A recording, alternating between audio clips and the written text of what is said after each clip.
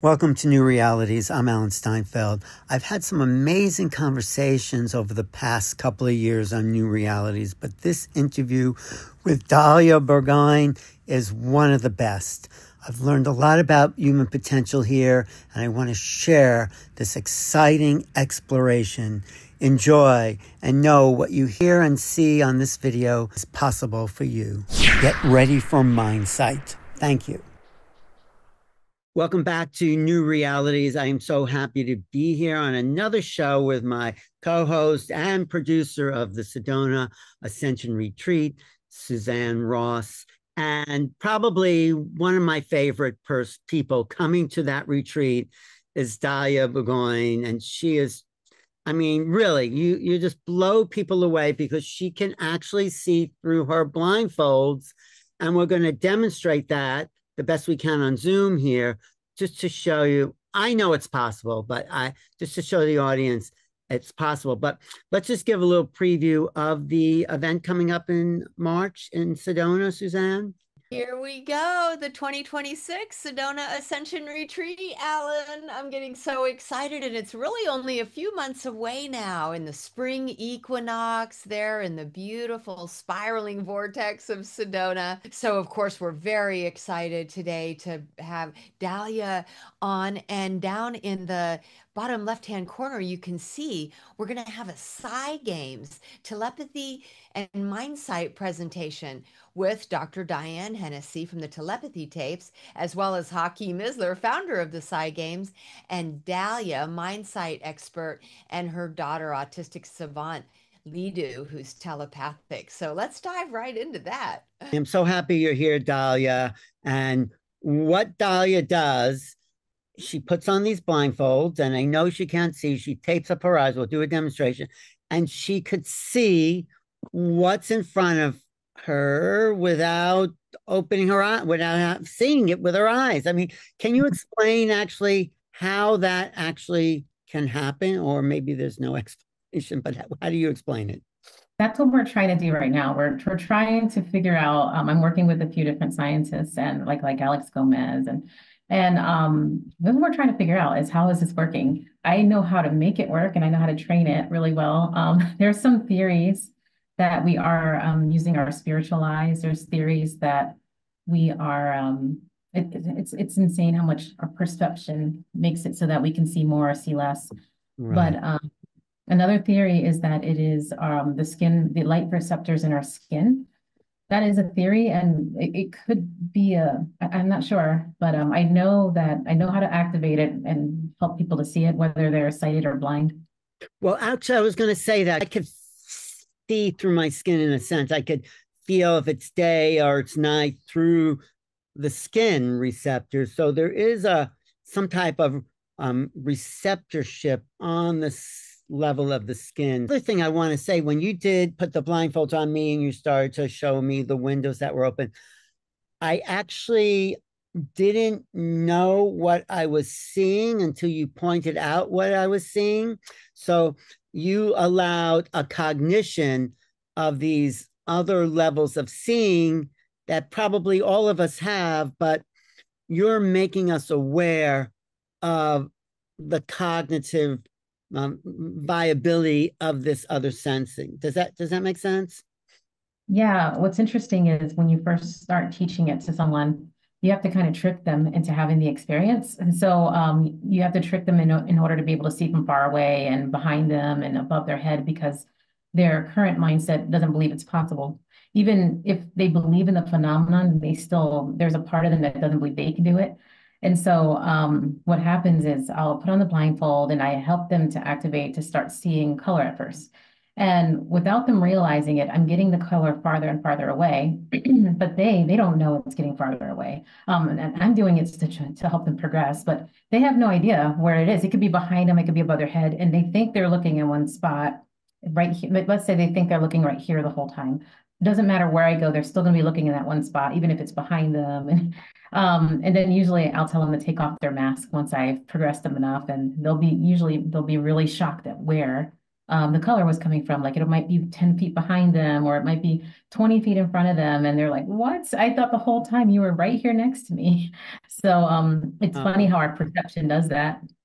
yeah, what I was, what you were showing me was that there's something that we're seeing, but it's not quite seeing. Like you see, it's not quite like I'm looking at a color now, but I wouldn't see that color in the same way with MindSight, right? It's sort of a different, it's not like, It starts, at first, it's not exactly the same, but then it starts to overlap with how we normally perceive, and it starts to look very similar. The only way you can tell the difference is if you start to look for the differences. And so I do that with a lot of people. Once their mind sight is open, I'll start showing them the difference between their eyes and mind sight, and they're usually very shocked. wow. How long does it take to actually work with some? I mean, I was there with these 5-year-olds at the Psy Games, and they were immediately doing it, Suzanne. It was like they sat down. She said, "What shape? What color?" And these kids just that was just fantastic to see that. So Yeah, and it's I funny think because these, really anybody can open that quickly, but most adults, the reason why it's a little bit slower with them is because they usually will question it. They will usually say this is not possible, and they'll come up with their rational mind will come up with all these reasons other than they're using mindsight to right, try to explain it. And so instead of just experiencing it, they kind of go through that. So what I usually do with adults is I offer them a process, and they can believe in the process. And so they usually will open because they believe so much in the process and the authority and the authority they are giving to me. And in the confidence that I have, because I've seen everyone do it. So no matter where you're coming from, even if you have no eyes at all, I've seen them doing it. And wow, so to me, there's complete confidence that anybody can do it. And wow, so that kind of helps with the adults picking it up. They are starting to pick it up faster and faster because the more stories I give them, the more they're starting to right. believe it faster. Well, I So, think I did okay, didn't I? I think oh I. yeah, you would be instant. You would be one of the instantaneous ones. That's why I want to take like a whole weekend with you. So wow, it's right there. And I know that you were tricking people in a way because you were showing the light and you could also actually see the flash. And then you're like, with that awareness, you can start to see things that are not just the light, right? Is that one way you were sort of like, Yeah, wherever I want someone to see, that is where I put the light. So if I want them to see behind them, I mhm, will then make it so there's less light in the front and there's a lot of light in the back. And they will start to see back there. And in their blind spots in places that they normally can't see because their mind thinks they're seeing it. It's a very strange phenomenon. yeah, yeah, it's so amazing when I see you do it, or I was getting a sense of doing it. Um, it's another cognition. It really is. There's a perception there that you're just not recognizing. So it's a training in recognition. That's how Yes.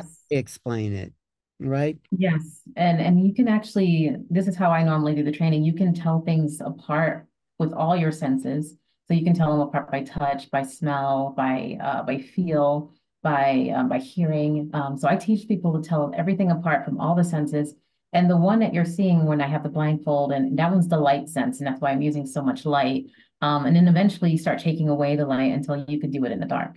And so it's just so interesting. But that one, yeah, that's the one I call the light sense. And the way you do it with a blind person is that it's very similar to when you're blindfolded. They go through the same process. But with the blind though, yeah, it's just about showing them the light and them focusing on it and like, wait a minute, hey, I can see this light, even though I haven't perceived it for the last 30 years or so. There's been people who haven't seen light for 30, 40 years I've worked with. And then just in 5 minutes, they're seeing that light. And so, and that's just the first step is seeing light. Well, I'm going to definitely turn this person on who did a course with me who could definitely use that. But the thing you also did at the contact in the desert, someone was on the other side of the room and was holding reading a piece of paper, and you were on the stage, maybe 50 feet away, and you could read what she was looking at on a piece of paper. Is that right? Isn't that what happened? Oh, I think that one's a Lidu. Does that Or lead you? Lidu. So Lulu was able to do the telepathy where she could I think that's the mind reading thing. But if she had been holding it this way, because you can train to do it the way you're saying, but if she had been holding it this way from 50 feet, I could have read it. Probably, yeah. With blindfolds, even. Yeah. Hmm. So yes, if you wear the blindfold, you usually can see much further than you can than with your regular eyes. And then and also in your blind spot. So in places you normally can't reach with your normal eyes. That's impossible for human eyes to reach.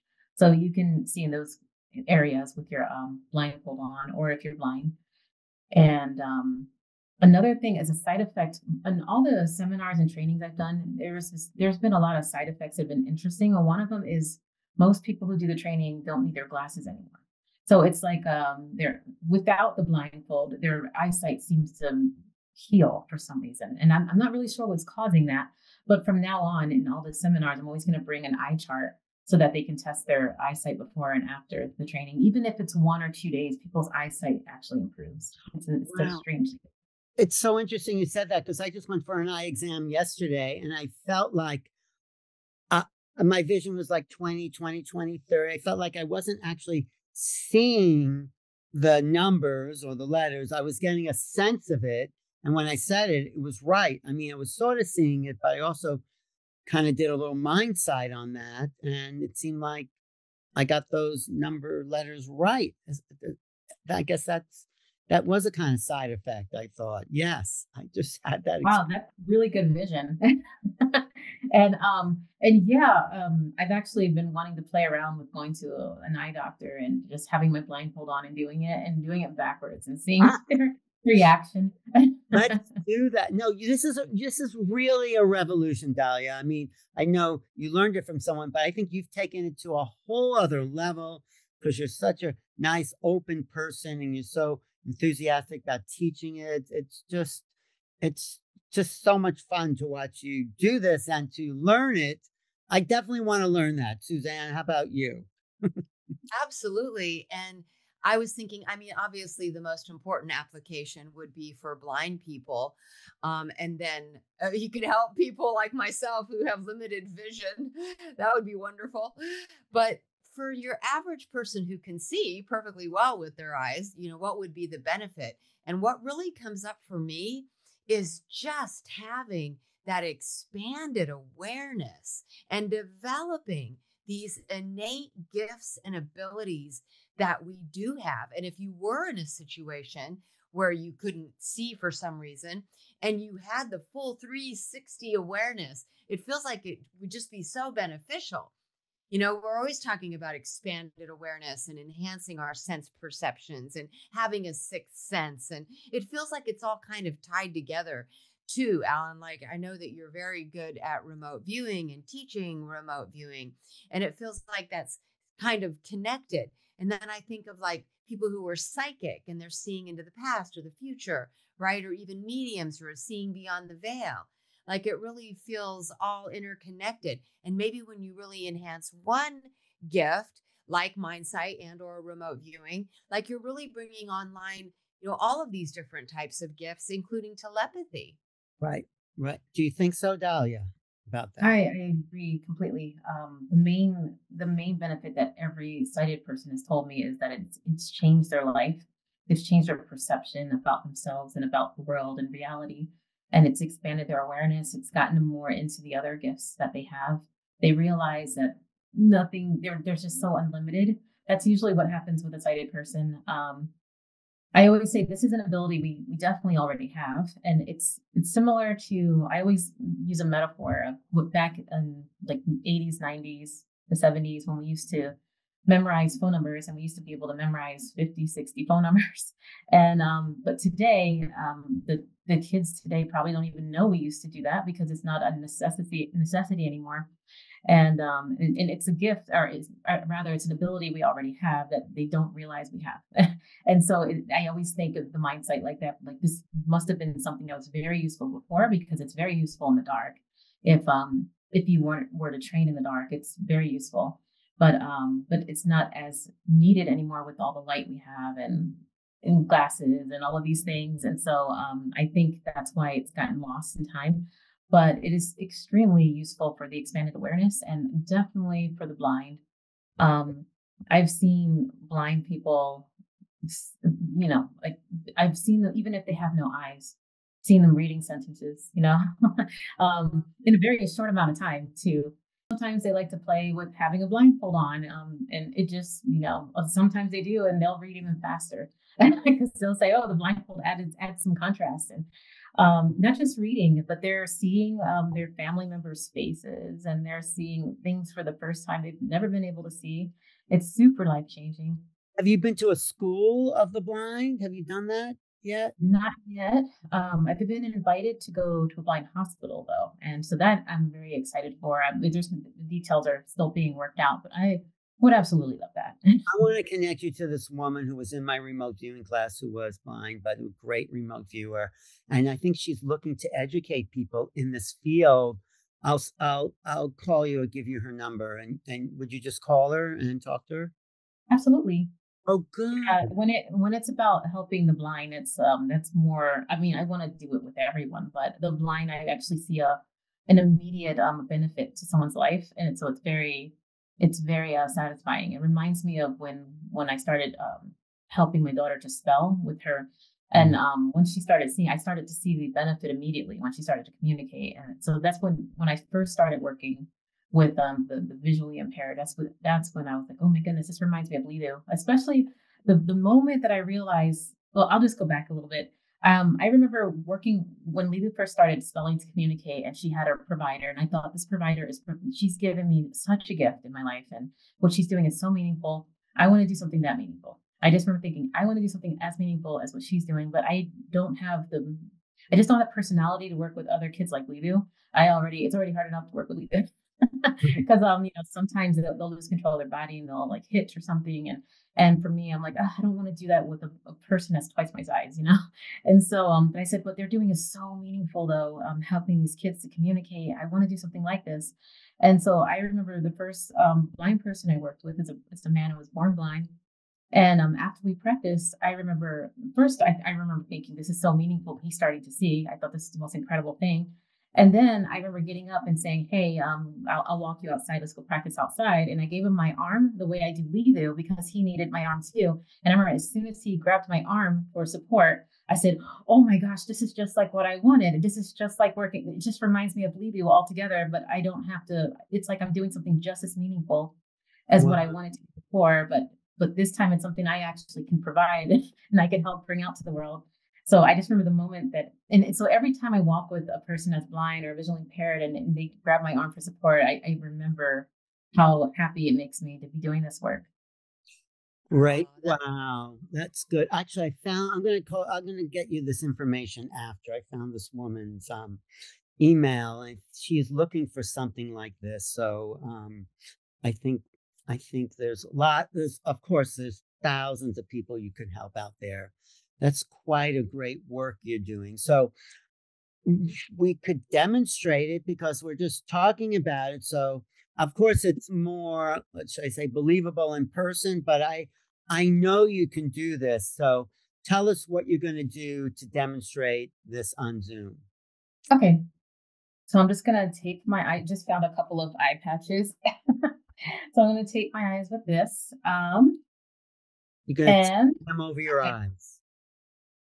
So these are eye patches. These are sticky ones. So you can't see. Well, when you're looking, are you still seeing through them now, even though you have that patch on? No, I'm not. I usually don't see until I put my blindfold on. Hopefully. Why is that? Because I purposely train myself not to see through the patches, and that way I know my eyes are totally covered. So you could turn MINDSIGHT off and on. You're saying. Well, it's more like I condition myself to, like right now I have my eyes closed. If I open it, I don't see. But I condition myself so every time I take off my mask, I go blind again, and then I know everything was actually sealed. And so it's more of a fun thing that I do for myself. But okay, so this mask right here has duct tape on the bottom. Right. Because, where is my other mask? I'm pretty sure I have another mask. Okay. And the reason is because a lot of people, they'll see this part right here and they will, they think people are peeking when in reality, you can't peek through these masks. I mean, I guess maybe you can loosen it up and make it go high. Even then, it's really hard to peek through this mask. I've had people on their first day. I always have them try. I have them try to peek through it. I said, contort your face as much as you can. Do all of this, do this and that. Can't loosen it. Can you see this? And they'll say no. So, and I get them recorded saying it so that later on when they're seeing, they don't, they can remember that recording. I totally believe you cannot see. I've used those masks and and you're putting double. So she has tape over her eyes. She has one mask and another mask. Yeah. It's okay. I mean, what the tape over your eyes would have done for me. But all right. So is it completely dark in there for you? Or are you already seeing stuff? Are you? I can see now. I can see. That's like triple blindfolded. Right. Yeah. Wow. When you've programmed yourself to see because you have the mask on. But what are you seeing? Are you seeing your room as it is, or are you seeing more than your room?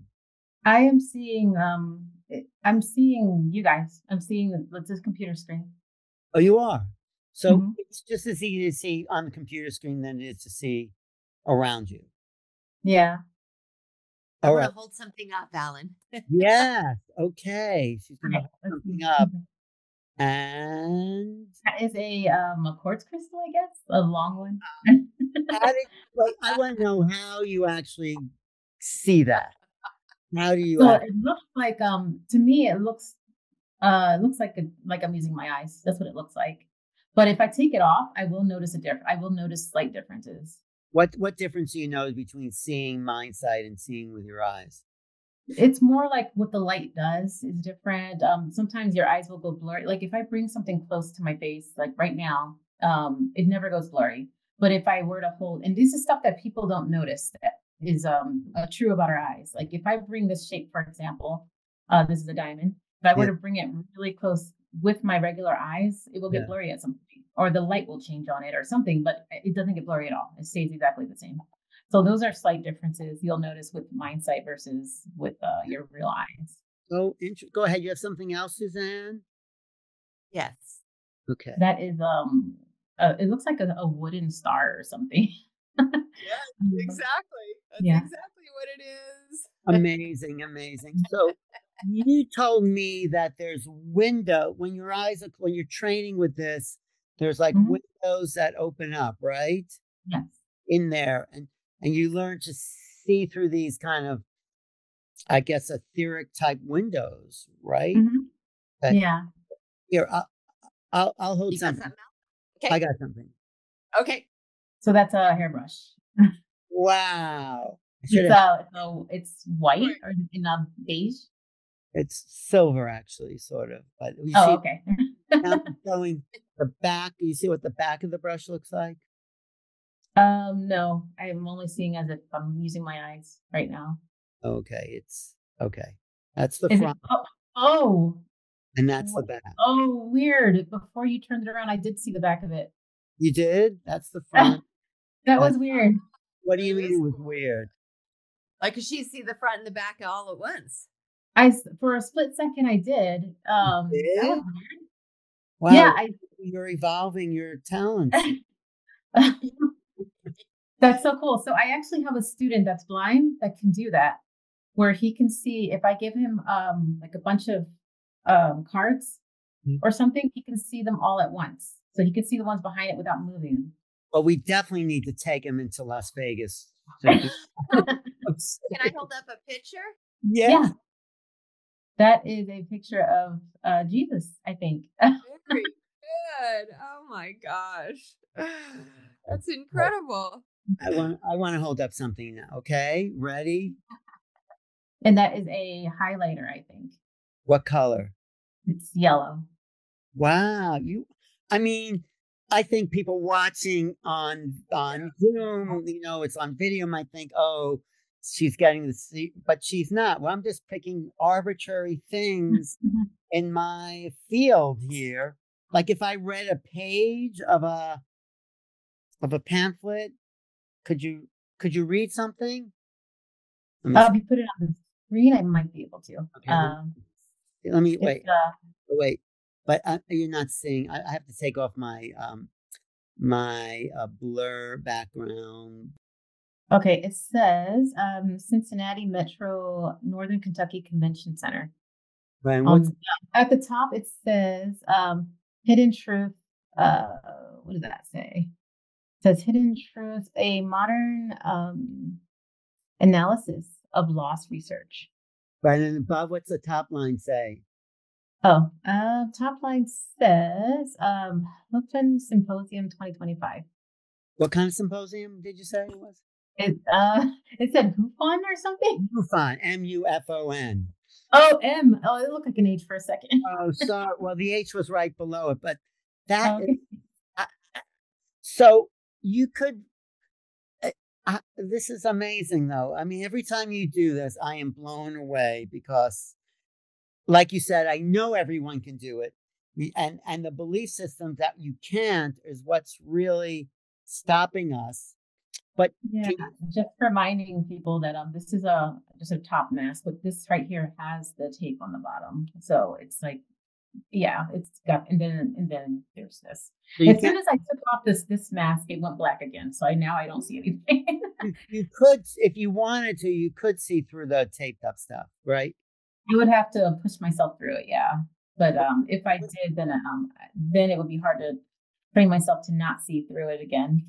So Wow. but I do that to make sure because oftentimes if I don't have something blocking, I can't tell if I'm totally covering my eyes or not. Because it's kind of hard to tell the difference.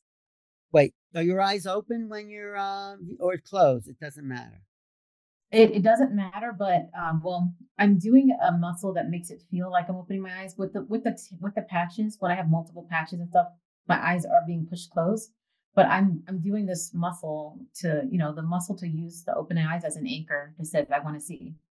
Oh, wait, you're using that muscle as if your eyes are open, but they're not really open. Right, not with all those layers, no. Oh, I see. Can't have just one. I do open my eyes because it's the easiest anchor to be able to tell my brain I want to see. So when you put the mask on, what happens immediately to like the darkness that most people would see? I still see. It's as if I'm not putting the mask on, like because I don't have the patches.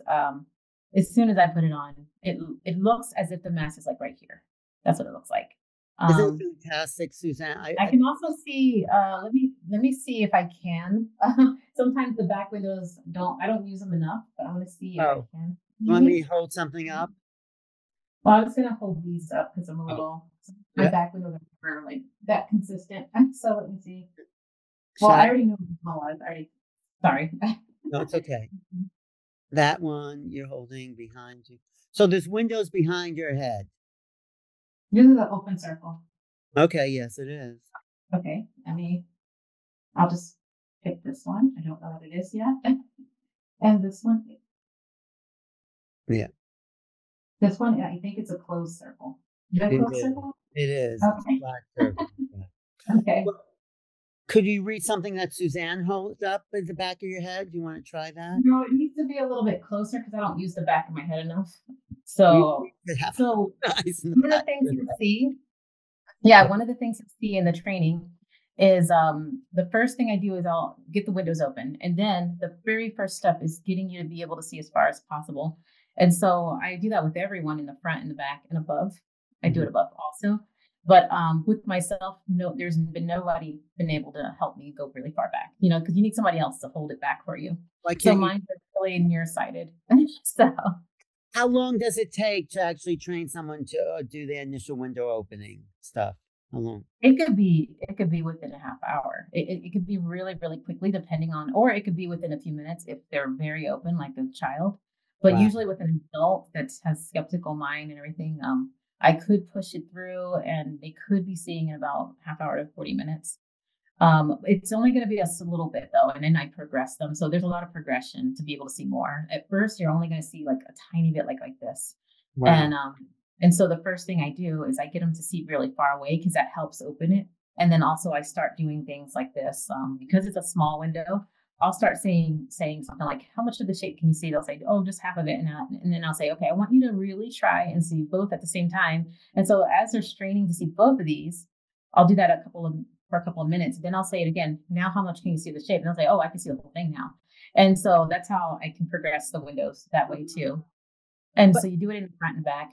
You actually can do this with just eyes closed. You don't need a mask at all. You could do it eyes closed. I was starting to do it when you were holding us stuff with my eyes closed, you know. Yeah, so I've actually trained people with just eyes closed as well. And of course, blind people, there's no mask. I don't train them with a mask until after they're seeing already. And then I give them a mask because it's just another way to progress them. So, well, it's not exactly seeing though, is it? I mean, it's a whole other sense in a way. It's like a psychic sense, or I mean, it is seeing, I guess, in some level, but I don't know. It They're seems related. I really feel like they're related. It's funny when you were talking because about you could like Suzanne was saying, like you can access it with your eyes open. And so I think a lot of like what you were doing at the eye doctor, I think what you were doing was kind of incorporating that ability with I was. What were you saying, Suzanne, about? Well, I was training with a gal to enhance my psychic awareness. And she was saying, I want you to see as far as you can out into the distance. And so, standing outside, I was trying to see as far as I could. And then she said, see how close you can see. And so I was trying to see the thing that was as close to me. And then she was challenging me to see as far away as I could and as close up as I could and everything in between, right? Which is hard. You kind of had to do it one step at a time because we tend to only see a limited bandwidth of that which we're interested in seeing maybe, and not really seeing to the full capacity of even just our own vision with our eyes open. You know what I'm saying? Like, you might be in a grocery store and you could really see much further than your attention is focused upon. So in any case, by doing all of these different, experiments with seeing close and seeing far and seeing in between and seeing in the air where there's nothing, I really started to advance my psychic abilities, through those practices. So I just thought it was interesting that you were kind of, incorporating that in your MINDSIGHT training too, because I do think that it's all connected. Yeah, and going along with that, what you said, when my MINDSIGHT first opened, I saw so many different ways. I was able to see telescopic vision, microscopic vision, and I was able to see in the dark. It was very overwhelming. I was seeing, it was just overwhelming. And so I kind of focused until it started to look like my normal eyes. It's almost like it balanced. And now I mostly see as if I'm using my eyes, except for when it's behind me or above my head. But I know that I'm able to see much more because I have experienced it. And it's like what you were saying, we could do that with our eyes open too, because my sight's not limited to having to be blacked out or have a mask on. It's just the quickest way that I know of to train it, to have you open. But like you said, yeah, we have access to being able to see in so many ways that it. You know what? Another practice that she was having me do that's coming to mind, Dalia, was to, like, I'm sitting here looking at my office right now, and I've got lights and pictures and a printer and a heater and, and she would say, look at all of it and then close your eyes and bring it all back up. Right. See it clearly with your eyes closed. Remember, vividly that stuff that's in front of you right now. And then just to practice that all the time, that also really seemed to enhance my, just expanded awareness. So Dalia, do you think it's sort of that we could see like through the wall? Because what's really the difference in a way? I mean, yes. I mean, if you're seeing without your eye, you could have X-ray vision. I used to love the Superman stuff. And so I've seen it. One of my students who doesn't have eyes can do it. He can, it actually surprised me. I noticed he was the same one I could see through the cards. Mm-hmm. I started putting the cards under the table at first, and he was easily able to see it, and he was able to describe them all. And he kept on saying, "Oh, I'm getting distracted and then he starts describing what's under the table. I'm seeing the tiles. I'm seeing this ball under the table." I'm like, yes, you're seeing all of it. I want you to just focus on what I'm tapping. Yeah. On that particular one, he lost his vision when he was 3, and he lost his eyes when he was 3. And he had never seen playing cards before. And so I put a playing card under the table, and so nobody can see it. It was a blind shuffle too, so I didn't even know what card it was. Um, and so he said, "Well, I know it's red, and it was a red card." And he's like, "I'm a little, he says his first time seeing everything. He's like, "Well, where the number is supposed to be," because he had already seen a few cards. And Right. he's like, "Well, where the number's supposed to be, I'm seeing like angles and lines and they're connecting." He's like, "But I can't really tell what the number is." He's like, "Well, let me look at the suit." He's like, "Well, I could tell the suit has like 2 like curves and a point at the end." And so he says, "I don't know, is it a heart suit?" And I said, "Yeah, it is." And he's like, "And I'm guessing it's a 1 because I only see one of the suit." And I said, "Well, actually, there is, based on how he described the 1, he actually was describing the A perfectly, but he didn't realize that the cards had an ace on it instead of a 1." So I had explained that to him. I was Oh, like, "Oh, so actually on the cards, you're right. It is the 1 card, but in the card deck, it's what you were actually looking at is the ace. That's what an ace looks like." And so he's like, "Oh, okay." So, um, but yeah, that one he could see through the walls and he could see under the tables. well, if he could do that, you could do that, Dalia. I'm Yeah, sure. most definitely. It's just I haven't trained myself on it, but But yeah, like seeing him do it, definitely. and then you could see, like, I'm looking at a wall. I could see who's in the next apartment or something, right? I I mean, mean, that starts to feel like remote viewing, doesn't it, Alan? it's remote view. Yeah, I guess it is like remote, but remote viewing. I've had someone ask. They said, "Can you see through a curtain or something?" I said, "Well, yeah, I've done that." And they said, "Well, then can you do through a wall or a table?" I said, "I haven't tried it. I probably can. I just haven't tried it, but I know a student that can." And then he says, "Okay, well, if your student can do it, can you have them see through it?" They're basically trying to set up a test. And they said, "Can you have them see into another room?" And I said, "Okay, at what point is it going to be mind sight, and what point is it remote viewing?" Like, what are you asking now? Well, the Um, difference, yeah, no, the difference between me from what I little I did of mindsight and remote viewing when I don't need to be anywhere near a target at all. I'm going to, and I put my intention. So, and the pictures come to me, but I'm not like looking like that's kind of an active process is to look with remote, yeah, with seeing, but with remote viewing, I just get out of the way, put my intention, and it comes to me. So it feels, although I want to practice mindsight more, feels like remote viewing is more of a receptive thing, and seeing might be more active. Does that make yeah. sense? And I don't want to limit mindset, but it feels like remote viewing can go into any time. It can go in the past and the future. It can. And mindsight is usually recognized as something we're doing in real time. So that's Right. one. But I don't want to limit, because who knows? Maybe mindsight can do that too. I just haven't tried. Well, I think it's a different skill. It's like being like doing a workshop with a medium, and she sees like people who are on the other side. That's different than remote viewing. And someone said, "Is remote viewing like out of body?" And I say, "No, it's not, because you're in your body." So what I think is happening, Suzanne, is that we're developing a subtle language of these higher realm activities, these gifts that we all have, and we're mm, developing a way of looking at, like, math is different than reading, but it's like, so there's all these kind of divisions of gifts, like clairsentient or clairvoyant or clear audio. Those are different qualities of the psychic mind. So I mean, thanks in a way to the telepathy tape, we're now using consciousness to clarify these higher levels of human facility that you are such a great example of, Dahlia. You really are. So I'm excited that you're out there doing this, and that people are remote viewing, are mind sighting, they are, you know, being a medium. It's a whole new human species. It is probably the most exciting thing happening on this planet.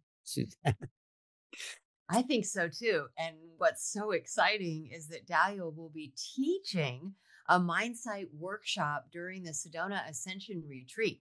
It's actually going to be 3 hours. There's two 90-minute workshops back to back, and she's going to be supported by Dr. Diane Hennessy, who is a guest on Telepathy Tapes and has studied telepathy and He's the ESP. one who said these autistic kids are telepathic. I mean, it was her discovery, 20 years ago that is now, she said to me, oh, it took me 20 years to be an overnight sensation. That's what she said about herself.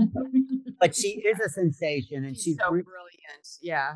And so she's going to be there.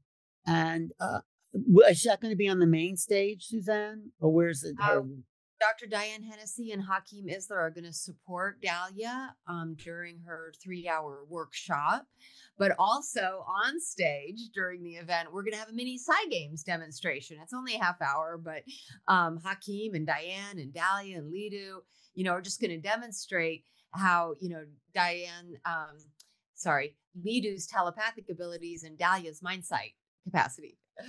But is her workshop going to be on the main stage or in the back? Oh, I see what your question is. It'll be in a classroom. Okay, because it's going to be packed, that classroom, because everyone I know is going to want to do it. And that's why I think we should just move things around. If we need more room and we don't have enough, we'll make it work. So what do you just want to teach more, Dalia? What's your vision for, if you want to call it vision, for the future? Yeah, just helping people get past their limited ideas about who they are and seeing their own human potential. I mainly am going to focus on MINDSIGHT and helping the blind, but I also do help people do other really, really cool things. And I'm also going to focus on telepathy. My daughter, Lidu, has been teaching me and a business partner of mine. She's been teaching us both in our dreams how to teach the telepathy. And it actually I've been using it on some students, just kind of practicing with them, and it's working. And I said, wow, Lidu actually is training us every night in our dreams because it's the most efficient way for her to train us. And so, yeah, I'm also going to be training my telepathy as well. Wait, talk about that part of training you in your dreams. How does she come to you? How does that work? So Lidu is really good at going in people's dreams and in talking to them, and sometimes she'll go in the in-between state when you're waking up, and she can actually, you'll hear her voice and it'll be like she's standing right next to you. She does this all the time with me and my friends. But what I noticed Lidu does is she waits until I'm asleep, and then she'll stand at the door, and then she'll go into my dream. And there's time, I know she does this because there's times when I'm not asleep yet, and she opens the door, and I was like, Lidu, I'm still awake. And then she goes, oh, sorry. And then she'll like leave for a second, and she'll come back when she knows I'm asleep. So she used to be really close, and I would wake up and she's right there. And I was like, Lidu, you can't be doing this so close to me. And then she's like, oh, sorry. And then so now she stands at the door and does it.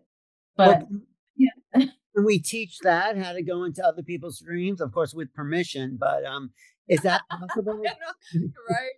I've actually played with that, and with my friends, and we've been able to do it.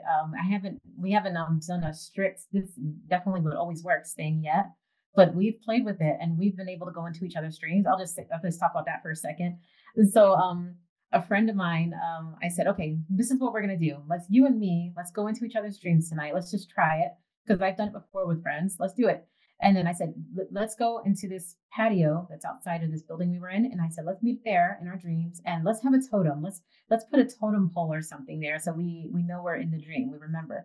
And so that night, it totally happened. And so the next day, we were just like, whoa, we were both in that dream. And so I said, let's invite someone else. And so we invited another friend. And the same thing happened. The next day, that third person comes up and says, oh my gosh, I had a dream about you guys, and we were out there. And so we were so excited. And then I said, okay, let's try it one more time. But this time we're going to invite someone without telling them. It's someone that we knew would have been okay with it. So we invited a fourth person. And the next day, the fourth person said they had a dream about us too.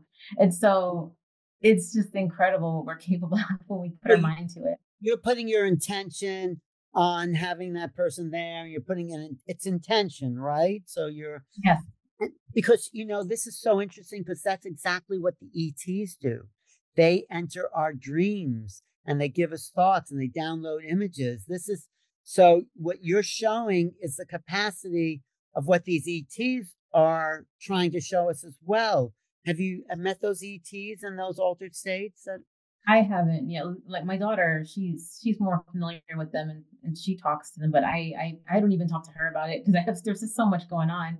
But I haven't had the experience myself, but I know that that stuff is real just because she's told me.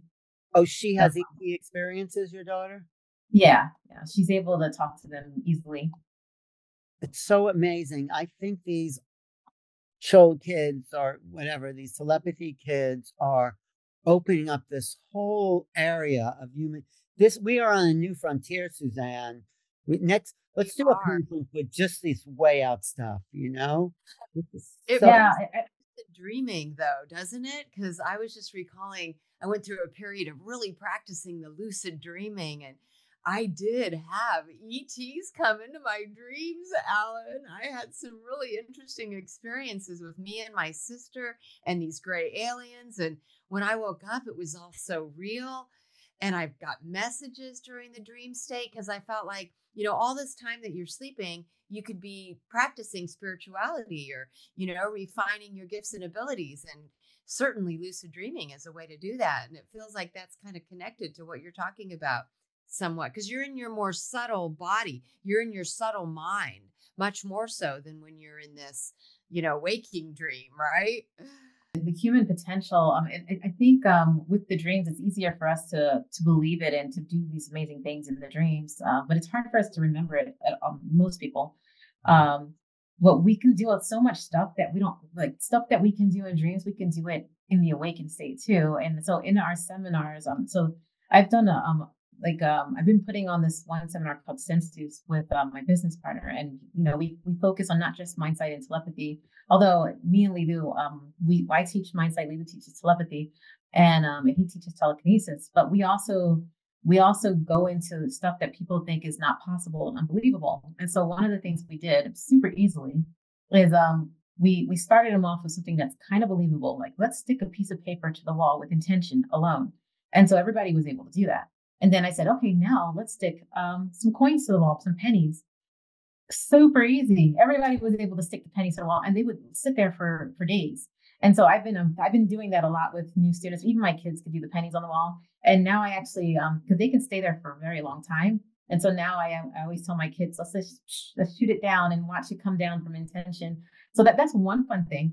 Another fun thing we did, this is incredible. I'm still blown away by this, is we actually were able to apport pennies. Apporting is when you teleport an object from one place. Well, apporting is, apporting is usually when an object materializes and you don't know where it came from. But in this case, it was more like teleporting because we didn't know where it came from. So we had a jar full of 100 pennies on a desk across the room, like 30 feet away. And 3 times in a row, we had everyone with intention get up out of their body, like they imagined self getting up. They imagined the electricity, everything that it would feel, and they imagined exactly what it would feel like to go and pick up the penny from a jar, put it in their pocket, and sit down. And 3 times in a row, at least 1 or 2 people had a penny in their pocket. One of them was a coin dealer. He walked in. He didn't even know what was going on. We said, "We just want you to get up and go and grab that penny." And he did it on his first try. And he said, "I am a coin dealer. I have been taught my entire life to never put coins in my pocket. Never put coins in my pocket." He's like, "This is insane." And so we did that 3 times in a row, and it was so exciting. Wait, so you focused on the jar of pennies, and people didn't have a coin in their pocket before they focused, and then Right. they ended up having a coin in their pocket? Yes. So we actually had everyone show their pockets to their neighbor.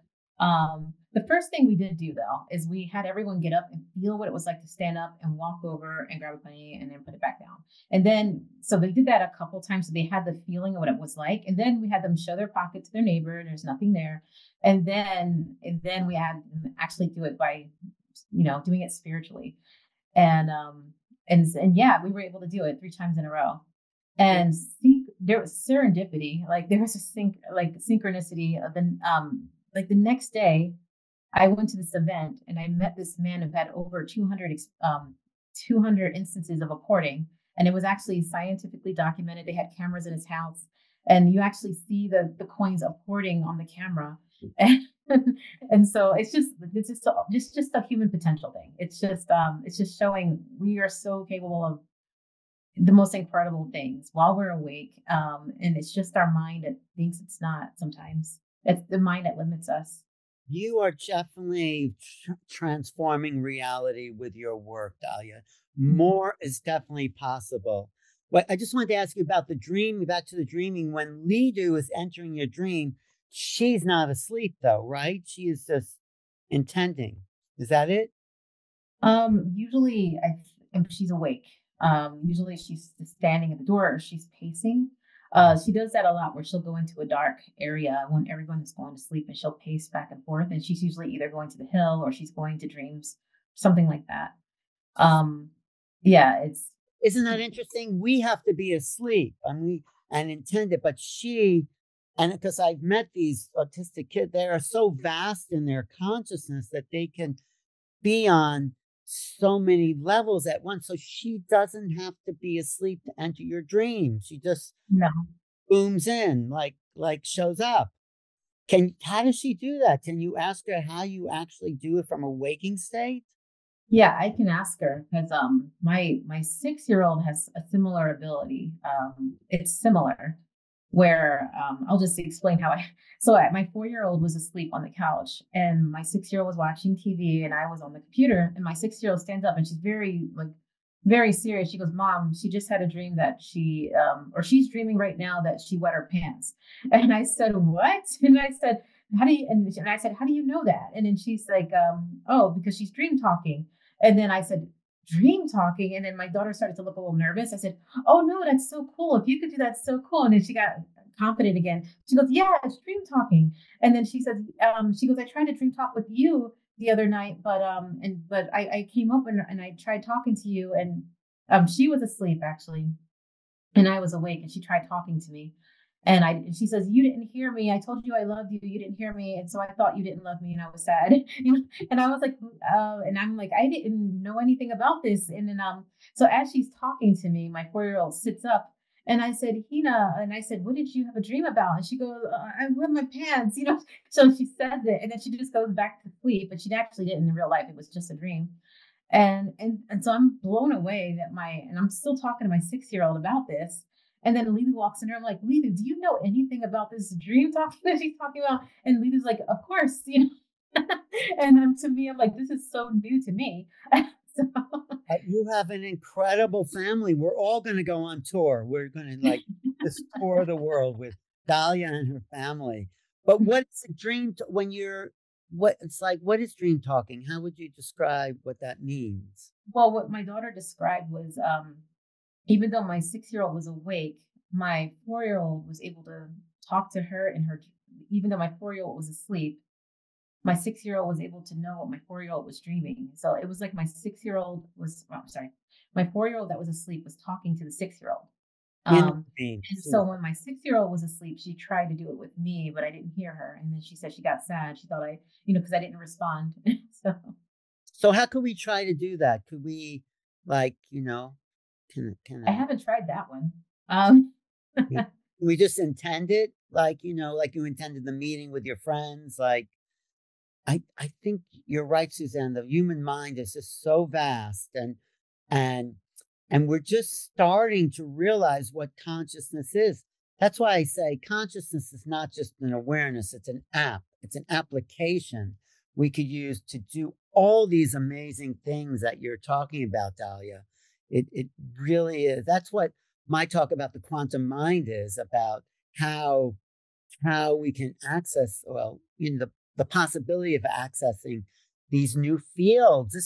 This is a new human race. I mean, and I mean, I don't know. What do you think is coming after this, Dalia? What's next?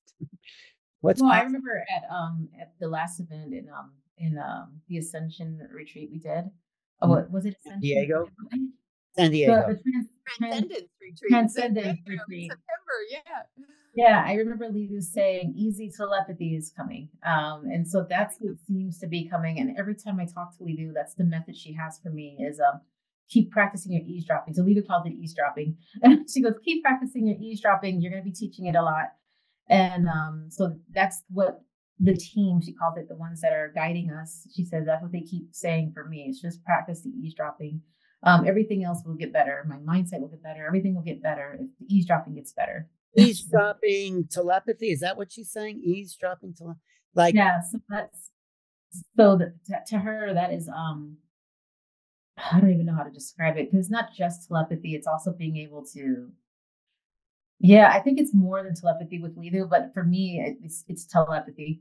That's the word I use. Remember, Dalia, when we were all in Virginia, and I had a banner of my event that was coming up in a few months, and Lidu came up and she was kind of rocking and looking at the banner, and you said, Lidu, what are you doing? And she goes, I'm eavesdropping on your event, which was going to be in the future, like 3 months in the future. And then she, after a few minutes came back to affirm that it was going to be a high frequency event, that it was going to be well attended, that there was going to be, lots of love and community. And I don't know, the way that she remembered, Dalia? Oh, I remember. Yeah. Cause, she can do that. She'll go into a timeline where the event's taking place or into the future, and she'll transport herself there and she'll see it. And then she'll come back. And even when she's gone, she's kind of doing this and rocking. And then when she comes back, she'll go like this, and then she'll tell you what she saw. And so she did that to let us know that the event was going to be good, and it was going to happen. It was going to be good. And so, yeah, that is something that she would call eavesdropping. So to Lidu, eavesdropping is more than telepathy. And also she would say that she would say we're all telepaths. Like, all of us have the ability to do telepathy, but not all of us. In fact, she says we're using telepathy all the time anyway, even if we don't realize it. But she says we're not all eavesdropping though. And that's something we can also do, but we're not all doing it. And so she differentiates what she does as eavesdropping versus what we do, which is telepathy. We should make a list of courses that you and Lidu are going to teach the world. Right, because telepathy feels kind of like mind reading, where eavesdropping, she's seeing into the future, or any timeline. Yeah, like any timeline.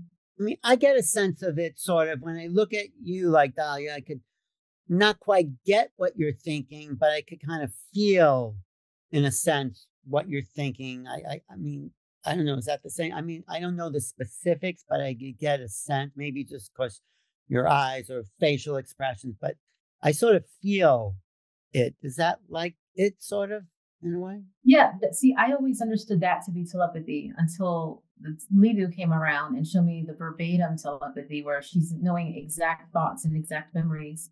Wow. And so that just increased my ability or my awareness of what's possible, because I did not know we could do that. Now I'm actually working on training it. So I'm still working on it to perfect the method, because that's what I always have to practice it with a bunch of people before I can say, yes, this works. But it seems to be working really well. And again, this is something Lidu taught me in my dreams. It's not something I just came up with. Because when she first told me I was going to be teaching telepathy, I said, how am I going to teach telepathy? I don't feel like I could do telepathy. That's not my strong suit. And she goes, don't worry, you'll pick it up. And so she's been slowly teaching me in my dreams. And now I have these processes that work. So yeah, we can all do it.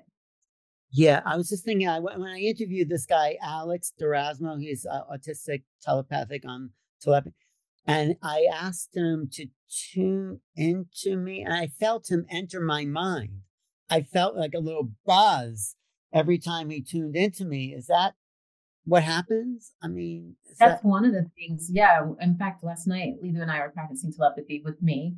And she did that, where she like went into me. I call it approaching. Like, she approached, and then I could feel her really, really strongly. And that's when she's practicing with me, she has to do it that way, where she has to bring herself to me and then send the image to me, because I'm still very it's very subtle to me still. Whereas with her, like, I don't have to do anything. I could just think something and she's got it. I don't have to jump into her or imagine myself going into her. I don't have to do anything.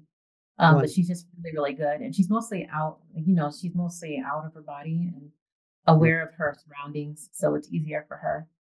They're so incredible, these kids. They're just like a super race of human beings, really. And it reminds me of sometimes when I teach remote viewing, I'll be looking at a target, and I tell like people in the class, look through my eyes at what I'm seeing. And I can actually feel that. It's a really creepy feeling. I tell you when people do that. Like, I don't really say it that much because I feel them in my body looking through at what I'm looking through. I think I feel, maybe I'm just imagining, but I don't know. It's a real palpable feeling. So we're exploring the edge of the unknown. I love this. Is really new reality, Suzanne. This is really It just, is. I'm remembering there's a show on TV called Psychic Kids, and um, it's really phenomenal because what they're trying to do is, since so many kids at a young age are quite psychic until they get conditioned out of it by society, by their parents, by school, because it's not cool, or, don't do that. And it's not normal.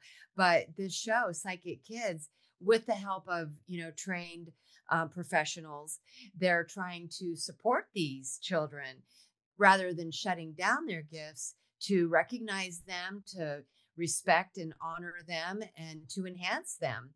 So that's a nice trend that's happening. amazing. Well, Dahlia, Yeah, that's what I love about my kids in my house. They're seeing these things that me and Lulu are doing, and it's just normal to them. And so they're doing it too. It's not even hard for them. They've seen, like for example, when I was practicing telekinesis inside of a jar. I was moving a side wheel in a jar, and with the aluminum foil, it's easy. With paper, it's easy. But with the cardboard one, I was having a harder time, and I was frustrated with myself because I kept thinking, I know there's no difference, but my mind can't get past the idea that I think the cardboard's heavier. And so it's going slower when I move it. But my 4-year-old just walks in and she's smiling and she just goes like this and it starts spinning really fast. And I'm like, oh, it's so nice to not have the concept of it being heavy to slow you down. And so it's so nice that to her in this household, that's just something that's easy. When I asked them to do the pennies, like Lido, of course, was able to put the stuff on the wall the very first try. But the rest of them, it took them a few tries, but they got really, really good. And yeah, to them, it's just normal everyday life. I didn't even teach them the blindfold stuff. Well, one of them I did, but the rest of them, they just put it on and I walked in and they're just playing cards with the blindfold on. And they're like, we're playing like you, mommy. So, and so it's pretty amazing to watch. well, the telekinesis. So, what? So I've seen it with like a tin foil on top of a pin, and then I mean, but it's how do you do that? Do you set an intent? How do you actually turn the? What do you need to do to do telekinesis? I know. Again, it's intention. But what I do when I train anyone in anything, I always start with what their rational mind can accept. So in the beginning, I say, go ahead and just put the tin foil on a needle and have no glass over it. So I want you to just move it. And so they might put their hands there. It's easier to believe that the hands do something, even though you can be far away with no hands. But in the beginning, go ahead and do whatever makes you think it works. And so they might think, the wind is helping. And I say, that's good. If you think the wind is helping, let it help you and be happy with it. And just keep on making it move faster. Eventually you get to a point where, you're controlling it so much, it's not the wind. Once you're good at it and you're good at making it move really easy and controlling it, then I say, go ahead and put the glass on it. And if it's still kind of hard for you to move, just go ahead and lift up the glass and move it around and put it on and let it, maybe the wind is helping it, but just keep it going until you know that the wind is not doing anything. It's just you. And then so it's always a progression like that. And then eventually, again, no hands, move back, move away. And so it's always a progression. So how are you doing it? Just with your mind? You're saying move? Is that what you're doing? Yeah, so I try not to tell anyone a certain way to do it because there might be I don't want to set a limitation on their framing of it. And so what they'll do is they'll come up with their own way to make it work. And if it doesn't work within 3 seconds, I say try something else. And so what works for one person really well might not work for another. And that's why I try not to say do it this way because it might not work for everybody. It's my way. Um, Me specifically, I try to be in a really good feeling state, like coherence. I'll just tell it to move. I usually think it's a part of me that me and it are the same thing. I'm moving myself. But I don't tell that to people. I say, just make it move. And sometimes people, like my business partner, he'll say, okay, go ahead. I want you guys to make it move. And then they'll say, well, what are the instructions? He goes, the instruction is to make it move. And it's like, there are no instructions. Just do it with your intention. And it works. So what can you, I saw a video where this woman moved something across the table by just, what can you do?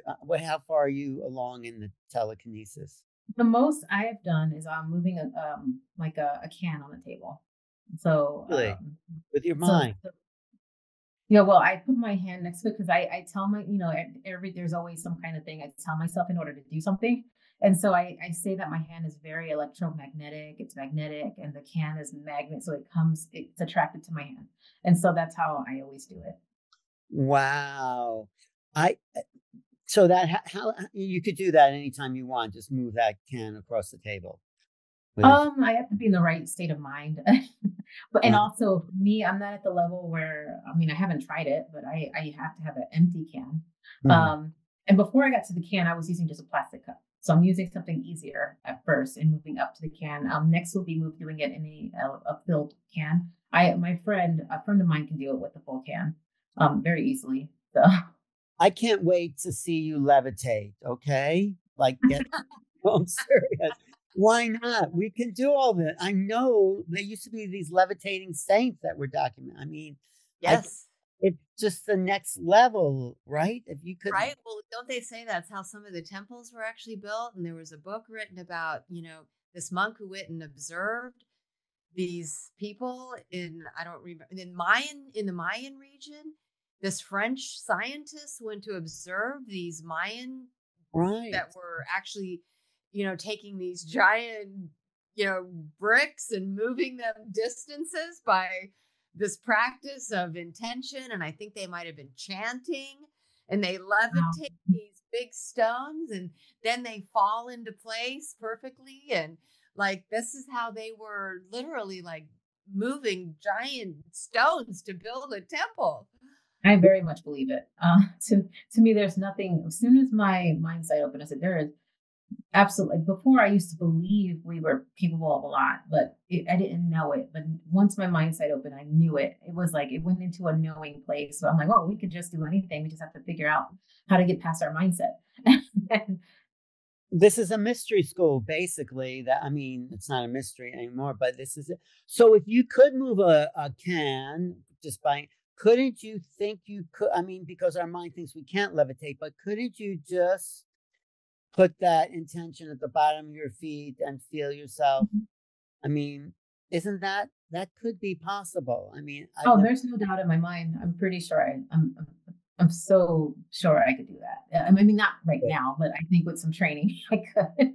Well, maybe you don't even need training. I mean, but that's where we're coming to because of the work you're doing, and we do, and Diane Powell. We're coming to a place where what we thought was impossible is actually possible. And don't you think just so much of it has to do with believing that you can?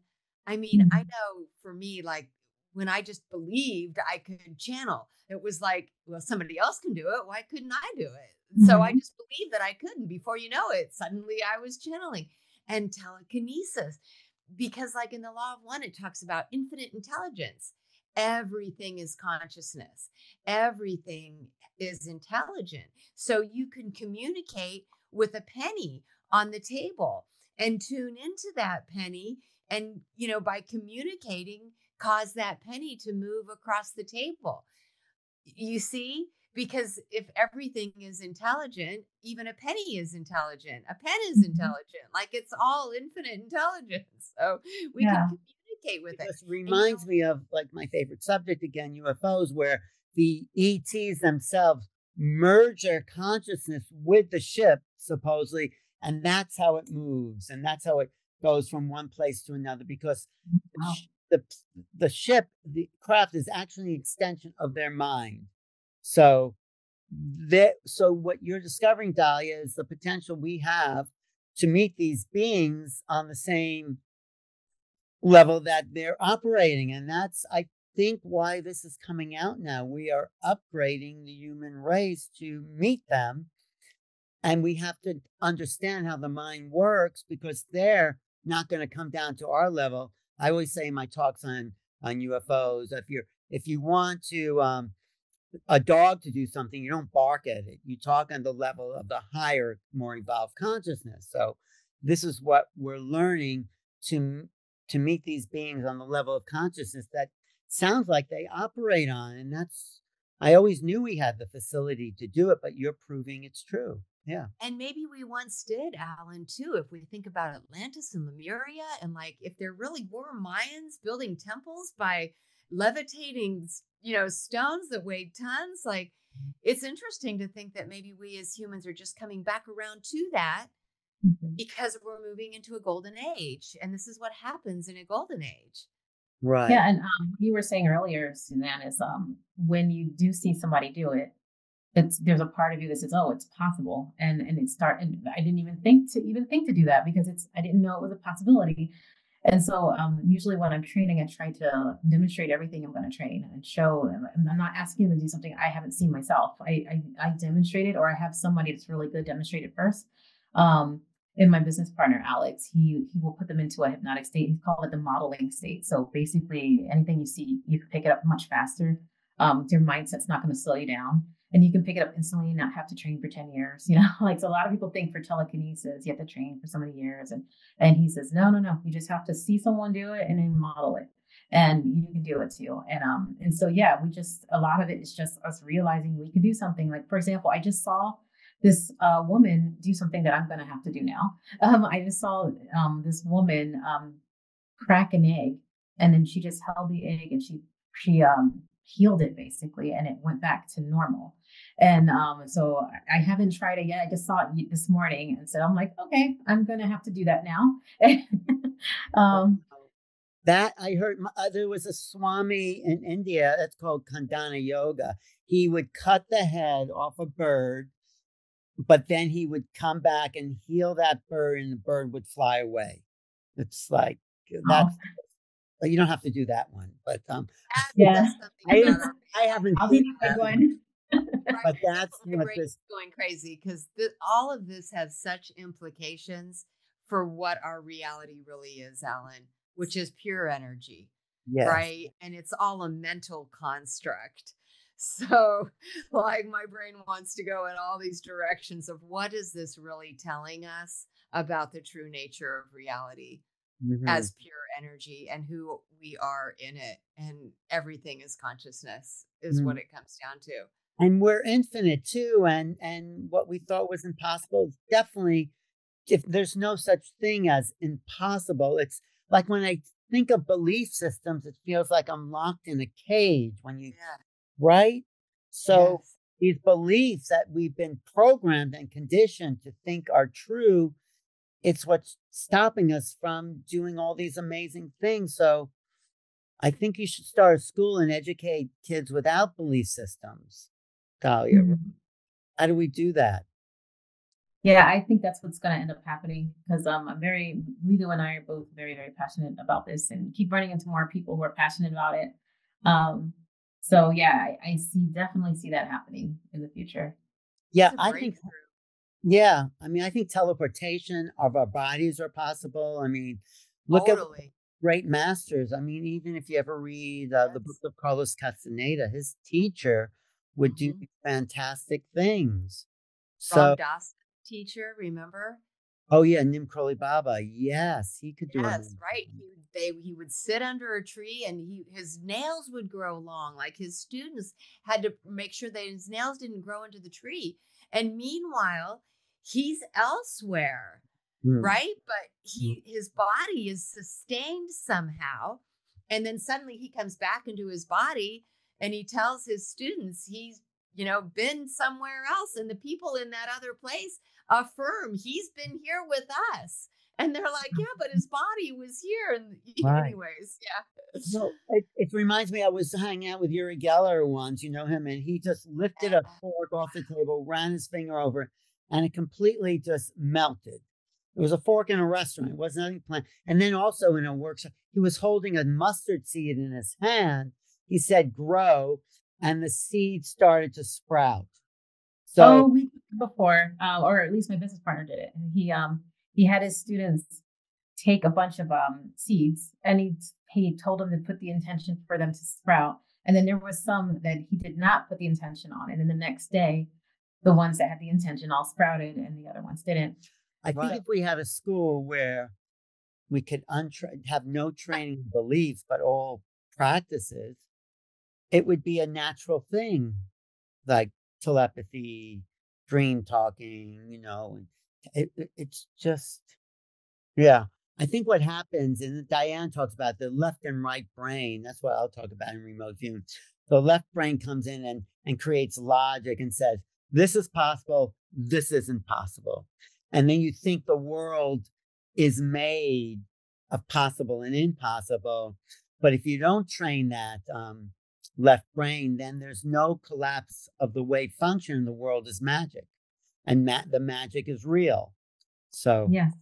I always see it like the left brain is trying to maintain your current reality, because and that's what its purpose is to make you feel grounded in reality.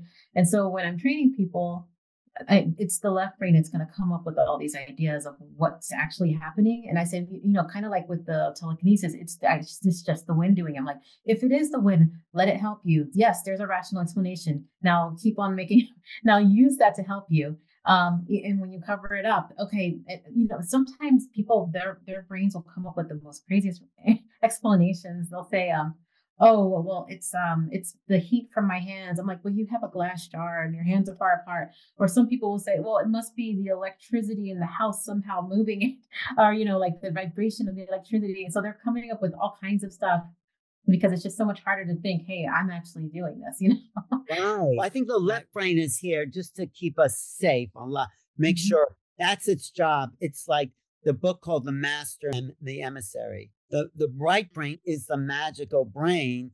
The left brain just wants to make sure everything's okay. But the left brain ended up controlling our reality when it was just a servant of the reality. So getting back to this other way of thinking and knowing we can do the magic. We can. But it's the magic realities that children have before they're taught to develop, right? So yeah. So usually with the MINDSIGHT, I will trick people into having experience, because they're the part of the brain that is in this reality. It won't really allow them to have the experience. It won't allow them to do it without having the experience first. So I tell them to put on the blindfold. I let them think they're just looking here the whole time. Even if they think they're peeking, which these blindfolds cannot do that, but even if they think they are, let them think they are. And then I'll go behind them for about 10 feet or something. And then I'll say, take off the blindfold, and they'll look. I'm like, where are you? The whole time I thought you were here. I thought I was peeking, you know? And as soon as they see that and they have the experience, then that left brain's like, okay, this is a different thing than I thought. And it allows a different reality to come in. And then it goes from explaining it in your limited way before to you having so much evidence that the only explanation is extraocular vision or MINDSIGHT. It's like you have way too much evidence that it's not what you originally thought. And so there is no explanation, though. There's no logical explanation, even to MINDSIGHT, like, or telepathy, or like I'm doing remote viewing and someone gets the exact target. Like I said, okay, there's a target I'm looking at, and someone says, is it the Statue of Liberty? And she's not guessing. She's getting images of it. And I said, well, yes, how did you do it? And my favorite answer is, I don't know. That's what people say. It just comes to them, and there's no way of explaining it. There's no logical explanation. That's why I asked the question, because I'm looking for the logic that they may substitute, and there is no logic. But yeah, and so this training that I do, it's all a belief-based training, and most people, when they go into a training, they expect it to be like a tangible thing, like A plus B equals C, when in reality, it's just, you just need to know that C is C, and you can do it. And so people don't expect it to be a belief thing, and they're not used to belief-based trainings, and so they kind of struggle at first. But so I package it as if it's like A plus B equals C training. So it's for adults, and so for adults, they will get it in a structure that way, even though the structure is not necessary. But that's what helps them to get past all of that stuff, the skeptical side, or the idea that they can't do it. If they think there's a process, which there is, I made a process, but if they think there's a process, they can grab onto that and they can believe in that. But because it's so much harder to just believe you can just spontaneously do it. Right. Even though you can. Like I was doing a practice where you look at a deck of cards face down, and if you stare at it long enough by candlelight, you could start to see the card floating up, and I was able to see if it was a picture card or a number card. That's as far as I got, because I was, I didn't feel like staring at a deck of cards for 2 hours for that to happen. That's so similar to MINDSIGHT. That's similar. Because I've actually talked about a similar way where you hold the card and then you put the light in a certain, because anything that you want to see with MINDSIGHT, you just activate it with light. So light is the secret to MINDSIGHT. So and then you start slowly taking the light away. But anyway, yeah, like before I could never see through this thing. It was impossible. I wore it for 6 months, couldn't see anything. But finally, what made the difference? What happened? What made the difference is going into the sun. This one at the seminar, I went into the sun and all of a sudden I was seeing colors and I said, oh my gosh, that was what I was missing, is light, like bright light directly into the mask. That was what I was missing. And then I realized wherever I put the light is where I will see. So if I put it on my hands or my feet or my legs, I can see through there too. And wait, so what do you mean if you shine like a flashlight on your hand, or you imagine the light there? No, you put an actual light. So it could be a sunlight or it could be a flashlight. So you'll see in the training I actually use flashlights if we're indoors, really, really bright ones, because that's how you'll start to, your brain will start saying, oh, this is what they're wanting. They're wanting to see where that light is. But yeah, well, so with the cards, kind of like you said, you had candlelight and it was face down. Yes. And so what I did to make it a little easier for the brain is you would pick up the card and then you would put the flashlight on the other side of it. And at first you don't see it, but the more you kind of strain, and I kind of tell you what the straining and stuff does. Once you strain a little bit, you start to see through it. And then you can slowly start taking the light away and you can still see. So you think you're seeing through the card, the light is showing, but it's really not showing it. But your mind is tricked into thinking, oh, it's showing. It's just so much easier. It's the same thing when you're training someone with just eyes closed and no mask. It's just easy for me to say, well, your eyelids are really thin. And so I'm giving them this idea. Normally they can't see this color.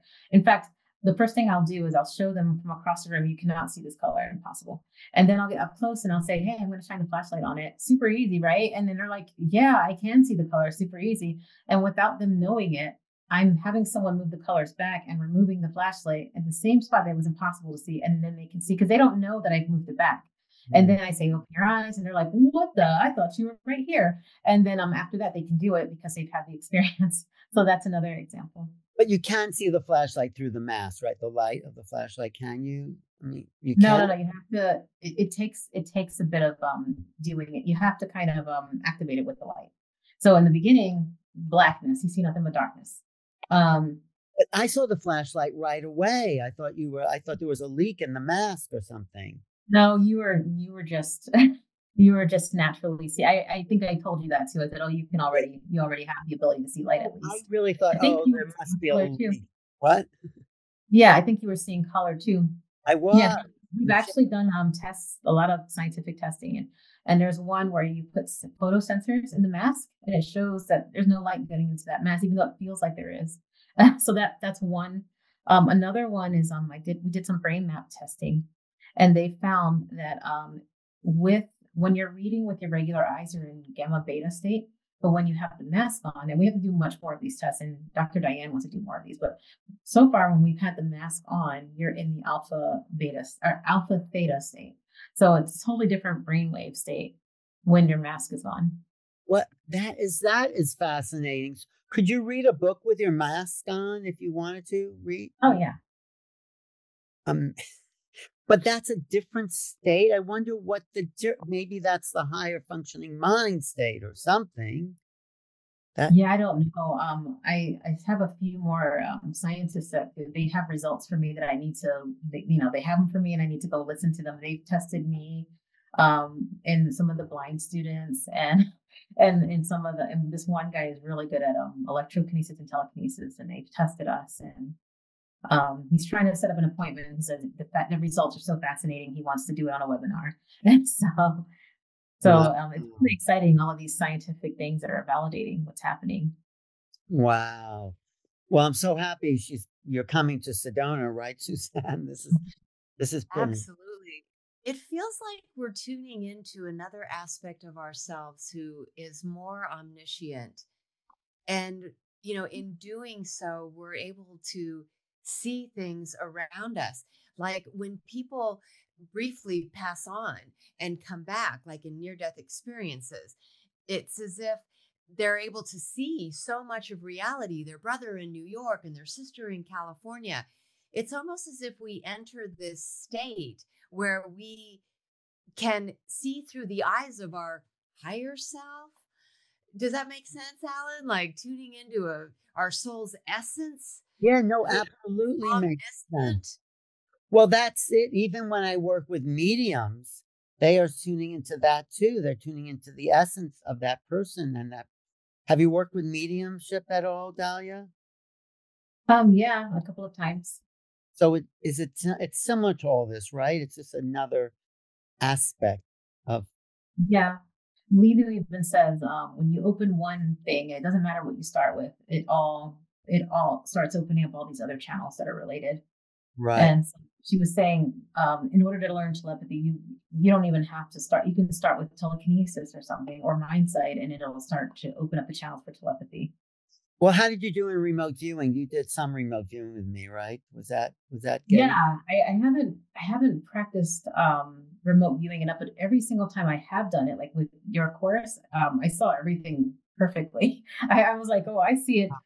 It's so yeah, it's like I'm shocked that the only thing is when I see it, it looks like it's alive, or it looks like I'm actually there and I feel the air and I feel the wind and I hear the sounds.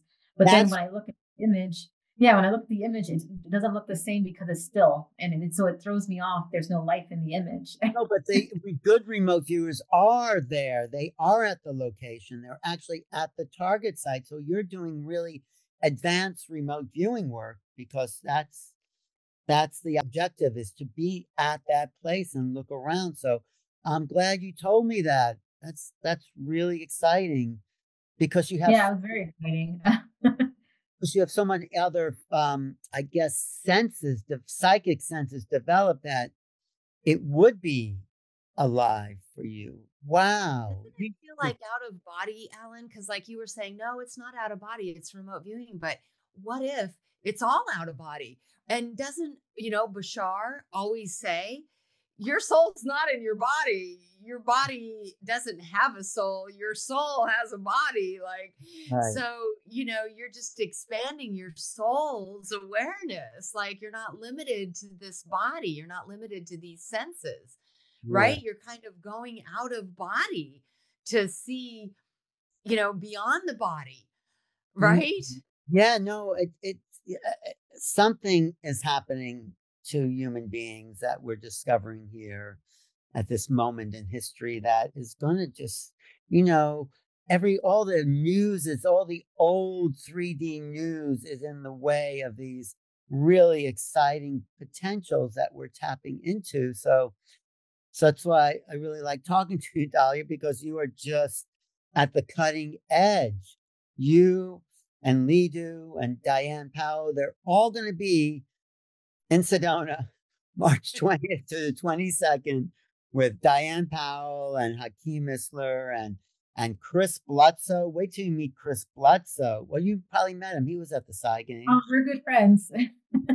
Oh, what do you think of what he does when he calls in the UFOs? Oh, he's amazing. There was a night at the Psy Games that it was a night that it was overcast, and we were gonna go do a sky watch, and Lulu didn't want to go. She just basically didn't want to go. So I said, I'm gonna go anyway, and we went there, and we didn't see anything because it was overcast. And I had told them, I said, oh, Lulu didn't think it was worth coming, and then it turned out there was nothing happening. And then the next day, Ryan Bledsoe messaged me and said, "Hey, what does Lulu think about tonight?" And I remember thinking, I don't want to go. I'm tired because we had just competed. And I'm like, I just want to go to bed. And so I asked Lulu, and she goes, "Yes, yes, we have to go." And I was like, "Oh no." And I told Ryan, I said, "Yeah, she said we have to go. So I'm going to be there." And so we went, and that's the night we saw like the most incredible orbs. And Ryan said they had never seen anything like it at the time, but I'm sure they've seen a lot since then. But they and then Lily was saying stuff about the orb. So they were really like, "Oh, we want to make sure we do more events with you." And What Lily, was Ludo saying about are they actually ET these, or where are they from, these orbs? yeah, she said that specific. I thought it was Dr. Diane was there, and I remember Lily saying these specific ones are coming from Mars, and I remember thinking that sounds silly, Lily. And but Dr. Diane later on said no. What she said makes a lot of sense, and she was telling me why. She said they Why? had a lot of stuff about. I don't remember, but she said it stood out to her, and she said there was a lot of information about Mars that we're going to start learning about. So she knew some information about Mars, and she said what you said made a lot of sense. But to me, I was like, Mars. Well, why not? That is so amazing. Yeah, Chris and you being there, and Diane and Bashar, Suzanne, this is really, I think, the best one you've done so far. Really. Aw, thank you, Ellen. We just keep trying to improve every year, enhancing it, and so more and more people can come and enjoy it and just make it all it can be. And we really do that. I mean, my sister and I really also bend over backwards to make sure the experience is the best possible experience from every detail. Right. Do you get anything from being in Sedona, Dahlia? Do you get like energy from the land? Do you feel it, or have you not been there? I haven't been there yet. I'm so Oh, excited to be there for the first oh. time. Well, let's tune in psychically, because these vortexes will talk to you too. That's great. Well, thank you. Thank you for for for just educating us today on this program. And looking forward to seeing you in Sedona. Are you doing anything before that? Are you doing any trainings anywhere? Yeah, I actually will be doing a training in Sedona Oh, in when? February. In Um, February? yeah, When in February? the first week, 1st to the 7th. It'll be MINDSIGHT, telekinesis, Maybe I'll telepathy. come out there for it. Where are you doing it with? Oh, that's going to be with his name is Alex Stefan, and he does the telekinesis portion and the hypnosis portion. But yeah, I said, "Oh, this is cool. It'll be my first time in Sedona, and then I'll get to go back to Sedona the next month." And so Maybe I'll come out there for that training. yeah, that would be really cool. Right, that's good, because I want to bring you to New York too, and we'll do something here. So you do a weekend? Is that what you're doing? The one in Sedona? Yeah. Oh no, that one's actually 6 days, I think. So the Hey, 1st to the 7th. So uh, whatever that is. and do you have a website where people can find your events, and what is Yeah, that? so yeah, I have to update mine with everything for the next year. But one of them is extra-ordinaries.com. So that's where we do the actual seminars. And then the other one is daliaburgoin.com. And that's just mostly what I'm doing and the places I'll be, which I need to update. Well, I'm going to reach out to you anyway about some people I want to connect you with. Okay. Suzanne, this has been fun, right? Really fun. Yeah, I've thoroughly enjoyed every minute of it. And it's all so much that has been revealed and so much to explore. Well, I learned a lot from this conversation. I didn't even Mhm. care if other people are listening. I was like, wow. Every student I work with, I learn something new every single time. And it just blows my mind. So Wow. This is great. Well, thank you, Dahlia. Say hello to Lidu and Suzanne. Anything you want to say to people to Oh, well, just come to Sedona. It's just going to be such a great event. And not just Dahlia and Lidu and Diane and Hakeem doing such amazing things, but the variety of speakers and presenters that we have, from astrologers to Ascension experts to UAP researchers and musicians. And it's going to be wonderful. And I'm really looking forward to it. Great, great. Thank you. Thanks, Suzanne. Thanks, Dahlia. I'm going to reach out, and Yeah. and Okay. we have more coming. You know, Lots of love. Mwah. bye. Thank you. Bye. You're invited to join us for our 2026 Sedona Ascension Retreat. It's our 11th anniversary, and we're so excited to celebrate it with you. We'll be opening both cosmic and ascension portals through the power of unconditional love. We'll be opening cosmic portals with our friend Daryl Anka, who'll be channeling Bashar, and ET contactee Chris Bledsoe, along with UAP disclosure researcher Danny Sheehan. We'll be opening Ascension portals with Ascension expert William Henry, Ascension alchemist Sarah L. Caldy, and Ascension astrologer Molly McCord. Fire is the key element of the Golden Age, and we invite you to set your heart on fire and ignite the passion in your soul. It's time to prepare for the shift. You can become superhuman, and filmmaker Caroline Corey will show you how. You can become telepathic, and MINDSIGHT expert Dalia Burgoin will be teaching techniques. Psychic and medium Jill Jackson will be sharing her gifts and abilities with you. Renowned hypnotist Sarah Bressman Cosme will be guiding a group past life regression. Special guests include Rizwan Ver, who will be giving compelling evidence that we're living in a simulated multiverse, and Dr. Diane Hennessy, star of the Telepathy Tapes podcast and author of the ESP Enigma, as well as Hakeem Isler, creator of Psy Games International. You'll be immersed in sound journeys offered by Metaphyical Musician Omashar and harp and crystal bowl performer Shelly Reef. Channelers Pia and Colin will be transmitting messages from different star races. Host of one of the most popular podcasts on YouTube, Jannecke will be hosting a live Wisdom from North show. A highlight of our event will be the Sedona Skywatches, hosted by contactee Chris Bledsoe and Sedona UFO tour guide Melinda Leslie. I am your host, Suzanne Ross, and my co-host will be Alan Steinfeld, with quantum creator Andy and meditation guide Tangela. We invite you to join us for our 2026 Sedona Ascension Retreat. We will be opening portals through unconditional love. See you in Sedona.